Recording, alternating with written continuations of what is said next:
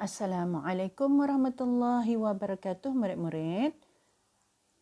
Kita ni berjumpa semula dalam pelajaran Asas Pengetahuan Agama Islam tahun 4.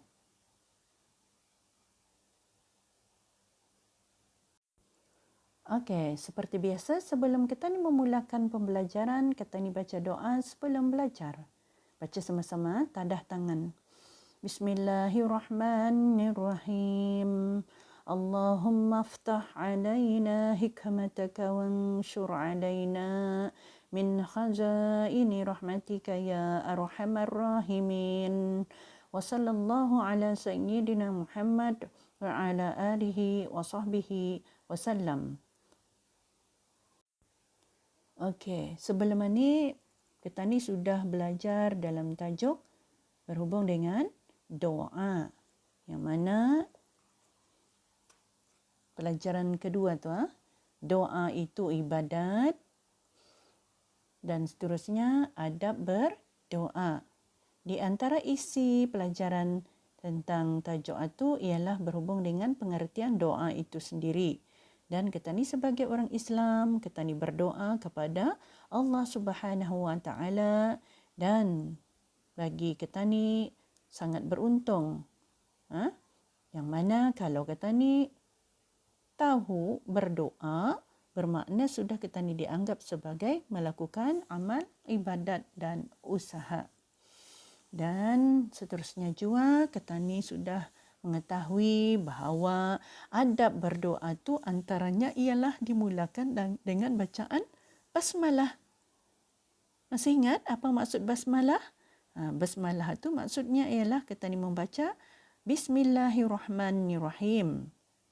Okay, kita ni puji dulu Allah tu dengan nama Allah yang Maha Pengasih, Maha Penyayang. Okay, itu adab kita ni berdoa dan jangan lupa semasa berdoa mesti kita ni penuh yakin bahawa doa kita ni akan dimakbulkan. Dan berdoa, ketika berdoa menghadap kiblat, tadah tangan, kita ni rendahkan suara, tidak perlu berteriak. Kita ni berdoa sebab kita ni berdoa adalah kepada Allah Subhanahu Wa Taala yang Maha mendengar dan tidak tuli.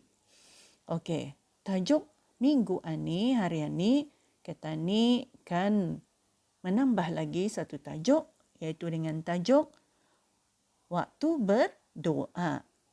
Okey, siapa yang tahu bila kita ni berdoa ni? Berdoa tu boleh dilakukan pada bila-bila masa. Okey. Kita ni baca sama-sama. Okey. Waktu berdoa. Berdoa boleh dilakukan pada bila-bila masa. Bila-bila masa. Bagus tadi ada yang menjawab tu tadi. Bila-bila masanya boleh mana-mana saja kita ni kan berdoa. Bila saja kalau kan minta, kan doa tu artinya permintaan kan, permohonan. Jadi bila-bila masa boleh kita ni minta. Tambahan lagi kepada Allah Subhanahu Wa Taala. Ia lebih suka siapa yang selalu berdoa. Jangan lupa doa itu pun sudah dianggap melakukan ibadat. Okey, tahu sudah doa boleh dilakukan bila-bila masa. Okey, tadi sambung lagi. Tetapi lebih afdal dilakukan pada waktu-waktu tertentu. Siapa tahu tu? Alif, fa, dot, lam tu.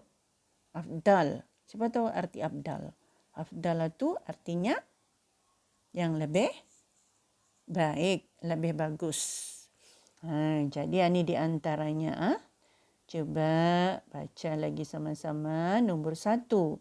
Di antara azan dan iqamah. Tahu azan? Azan maksudnya memberitahu bahawa waktu sembahyang sudah tiba. Pasal itu kalau sembahyang 5 waktu. Sehari semalam 5 kali kan tu. Jadinya ada azan kan, terutama orang yang hampir masjid itu kedengaran tu setiap waktu. 5 waktu itu ada azan. Jadi ingat, kita ni berdoa yang lebih baik ialah di antara azan dan iqamah. Iqamah itu maksudnya kita ni diseru supaya mendirikan sembahyang. Azan memberitahu sudah waktu sembahyang sudah tiba, manakala iqamah artinya menyeru supaya kita ni mendirikan sembahyang. Jadi itu yang pertama di antara azan dan iqamah. Yang kedua ialah sebelum dan selepas sembahyang. Artinya apa saja jenis sembahyang, sembahyang sunat kah, sembahyang fardu kah. Jadi kalau kita ni kan mendapat doa tu mudah-mudahan dimakbulkan sebab adab berdoa pun mesti kita ni yakin bahawa doa kita ni akan dimakbulkan. Jadi kita ni pilih lagi mana waktu yang lebih afdal itu tadi, iaitu sebelum kamu sembahyang dan selepas sembahyang. Okey, yang kedua sebelum dan selepas sembahyang. Yang ketiga ialah ketika sujud dalam sembahyang. Okey. Ketika sujud di dalam sembahyang, lebih lagi dalam sujud yang terakhir. Sujud terakhir itu bila maksudnya? Iaitu sebelum kita ni membaca tahiyat akhir. Kan tadi sujud tu, tadi sujud di sana tu biar lama sedikit sujud itu. Tapi kalau tadi berdoa jangan pula kamu cakap Melayu. Okay, dalam hati. Doa masa sembahyang itu dalam hati saja. Kalau selepas sembahyang boleh. Kamu mau cakap Arab kah, bersuara kah, tapi yang penting ada berdoa, tidak perlu berteriak. Cukup dengan suara perlahan. Merendahkan suara. Okey, yang ketiga tadi sudah ketika sujud dalam sembahyang. Dan yang keempat, seterusnya yang keempat, sepanjang hari Jumaat. Tahu hari Jumaat? Jumaat, kalau bagi laki-laki, ada selain daripada sembahyang lima waktu itu, sembahyang ialah diganti untuk sembahyang zuhur, sembahyang Jumaat kan tu. Jadi sepanjang hari Jumaat itu adalah waktu yang afdal untuk berdoa. Okey. Kita ni bagi masa Jumaat itu kalau boleh banyakkan berdoa. Kurangkan bermain game saja. Dengar tu Seterusnya yang kelima ialah ketika hujan turun. Ketika hujan turun.